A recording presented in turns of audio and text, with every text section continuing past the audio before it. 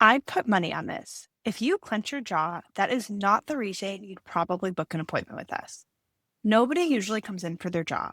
People come in for headaches or a neck that's been tight for as long as they can remember. And somewhere in that first visit, I'll ask, do you ever clench your jaw? And the answer is some version of, oh my gosh, all of the time. How did you know?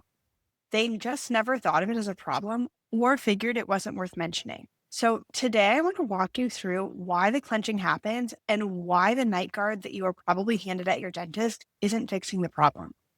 Here's the first thing to understand. Your jaw is one of the last places in your body to complain, and that's a clue. Unless you took a real hit to the jaw, some kind of direct trauma, jaw pain is rarely an actual injury to the jaw. It's a compensation.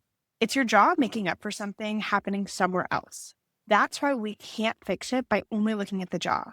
And it's a big reason so many of the usual fixes stall out. For a lot of people, it starts with posture. Picture what happens when your upper back rounds and your shoulders roll forward, your head drifts towards them. Now, your body fights hard to keep your eyes at a level place and your head upright, because if you didn't, you'd feel off balance. So to keep your head stacked over your shoulders, your jaw juts forward and the base of your skull pinches down. That constant little adjustment, day after day, is a lot of the tension people feel around the jaw and up into your head. Your jaw is quite literally helping hold your head up. And if there's no room to bring your shoulders back because your upper back is stuck grounded forward, the jaw just keeps doing that job. That's why working on the jaw on its own doesn't usually hold. We have to give the rest of the body somewhere to go first.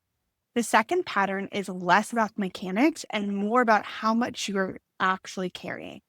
Some people don't have a big forward head posture at all, but their jaw is sore and tight anyways. What's going on there is a body that's wound tight and never really gets to let go. When you're busy and you're the one holding everything together, your body just keeps going and going. That's what we're built to do. We go until we can't.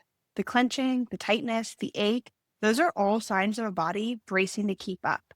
And for that pattern, it comes back to how you're breathing and whether you ever actually get to downshift more than it comes back to your posture. Most people are some mix of both, a little bit of the posture piece and a little bit of the holding on piece. So let's talk about the night guard. I want to be fair. A night guard protects your teeth, and that's real and worth doing.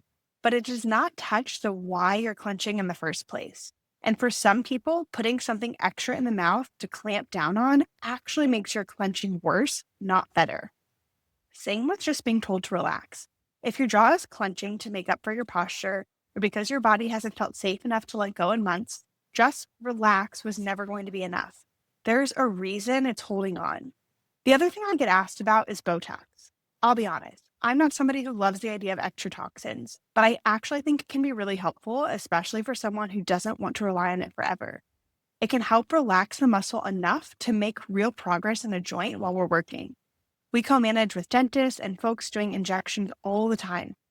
None of this is us against them. These are all tools to help us get you there.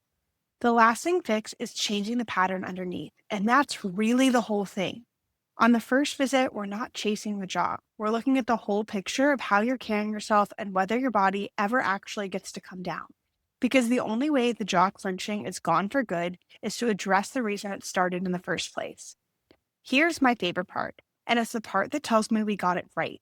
People don't really notice the jaw tension getting better. It's not the thing that brought them in, so it's not the thing that they're paying attention to. I'll ask a few weeks in, how's the jaw been? And they kind of pause and go, oh, it hasn't really bothered me. And they forget that it ever has, because it was coming from somewhere else the whole time. So when we sort out the somewhere else, the jaw just quietly goes away. If you've been clenching and the guard and the stretching and the just relax haven't done it, then come see us. That's exactly what your first visit is for. We'll figure out where exactly your jaw tension is coming from. Use the link below to learn more.